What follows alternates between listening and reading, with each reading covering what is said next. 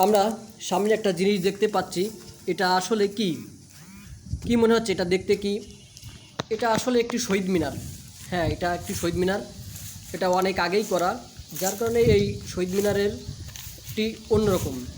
অন্যান্য শহীদ মিনার থেকে এই শহীদ মিনারটা সম্পূর্ণ অন্যরকম দেখতে। তো এটা আমরা দেখতে পাচ্ছি শহীদ মিনারের সামনে একটি কলেজ আছে, তার সামনে একটি পুকুর, সেই পুকুর পাড়ে এই শহীদ মিনারটি অবস্থিত। দূর থেকে এই শহীদ মিনারটি লক্ষ্য করলাম, তারপরে আর কি আমরা শহীদ মিনারের সামনেই আসলাম।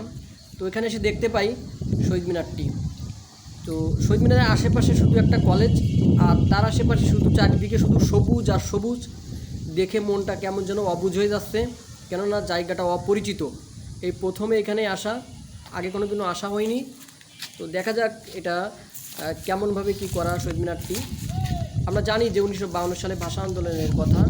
1948 সালের 21শে মার্চ যেদিন মোহাম্মদ আলী জিনাও ভাষণ দিয়েছিলেন যে উর্দু এবং উর্দুই হবে পাকিস্তানের একমাত্র রাষ্ট্রভাষা। তো সেদিন থেকেই ভাষা আন্দোলনের রূপ নিয়েছিল, যার পুরো প্রতিক্রিয়া 1952 সালে 21শে ফেব্রুয়ারি পূর্ণ প্রতিক্রিয়া ঘটেছিল। তো সেদিনই আমরা জানি যে সালাম, রফিক, শফিক, জব্বার আরও অনেকেই নিহত হয়েছিল। তো তাদের স্মরণেই আমাদের প্রতিটি দেশে শহীদ মিনার অবস্থিত। তো এই শহীদ মিনারটা সম্পূর্ণ অন্যরকম। আমরা যে শহীদ মিনারগুলো দেখে থাকি, তো এইটা তার ভিন্ন প্রতীকের, যেটা দেখলেই বোঝা যাচ্ছে।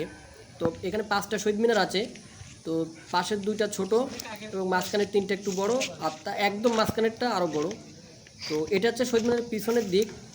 দেখি সামনের দিকে যাব, সামনের দিকটা কেমন, ওখানে হয়তো কিছু পাওয়া যাবে। এই শহীদ মিনার কত সালে নির্মিত বা কেন এই স্টাইলে করা, হয়তো কিছু পাবো। শহীদ মিনারটা ঠিকই অন্যরকম দেখতে।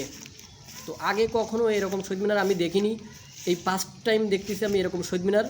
তো এর জন্য একটু আর কি ক্যামেরায় ধারণ করছি। তো সামনে পুকুর আছে, আমরা দেখতে পাচ্ছি পুকুরের সাইডে শহীদ মিনারটা করা। আসলে 2 পাশে সিঁড়ি, এটা খুবই অদ্ভুত। আমার মনে হয় এই সিঁড়িটা আগে করা ছিল, পুকুর কাটার পরে পরে ওই পাশে সিঁড়িটা করা হয়। এটা হচ্ছে এই শহীদ মিনারের সামনের দিক। আমরা সিঁড়ি বেয়ে একটু উঠবো, দেখা যাক। সামনের দিকটা একটু দেখি। এই যে আমরা দেখতে পাচ্ছি এখানে কিছু একটা লেখা আছে ওইখানে। তো কী লেখা আছে আমরা অবশ্যই দেখব। তো শহীদ মিনারটা সামনের দিকতে দেখতে কিন্তু বেশ সুন্দর। তো দূর থেকে কোনোভাবেই মনে হচ্ছে না যে এটা শহীদ মিনার, দূর থেকে মনে হচ্ছে কোনো একটা স্তম্ভ বা কোনো সমাধি ক্ষেত্র। তো যা দেখেই আমি এখানে এগিয়ে আসছি। তো আমরা চেষ্টা করব যে সামনে কি লেখা আছে বা এটাকে দেখার চেষ্টা করব। নির্মাণে কবির হোসেন। সামনে দেখতে পাচ্ছি এখানে যারা শুভ উদ্ভাবন করেছিলেন তাদের নাম, তারপরে অনুপ্রেরণা যারা আছেন তাদের নাম আছে এখানে। আর নিচে কিছু একটা লেখা আছে, আমি পড়ব। মা তুই আর কাঁদিস না রে, ফিরে এসেছে বাংলার গান ঘরে ঘরে। শুধু আমরা নয়, আরও অনেক সন্তান বাংলার ভাষার জন্য করেছে রক্তদান।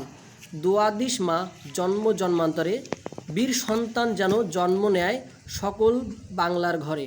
এরকমই লেখা এখানে, নাথু নাম লেখা আছে, মানে ওনার ই। আর সম্পূর্ণ এই শহীদ মিনারটা নির্মাণ করেছে আমরা দেখছি কবির হোসেন। তো যাই হোক, আমার খুব ভালো লাগলো, কারণ এরকম শহীদ মিনার আমি প্রথম দেখছি। তো কে দেখছে আগে এটা জানে না। তো এটা হচ্ছে নবগঙ্গায় অবস্থিত। তো শহীদ মিনারের সিঁড়িতে আমি এখন উঠলাম। তো আশেপাশে দেখা যাচ্ছে শুধু চারিদিকে সবুজ আর সবুজ, আর কলেজের ছায়াটাও পড়ছে পুকুরের জলের উপর, খুব সুন্দর লাগছে।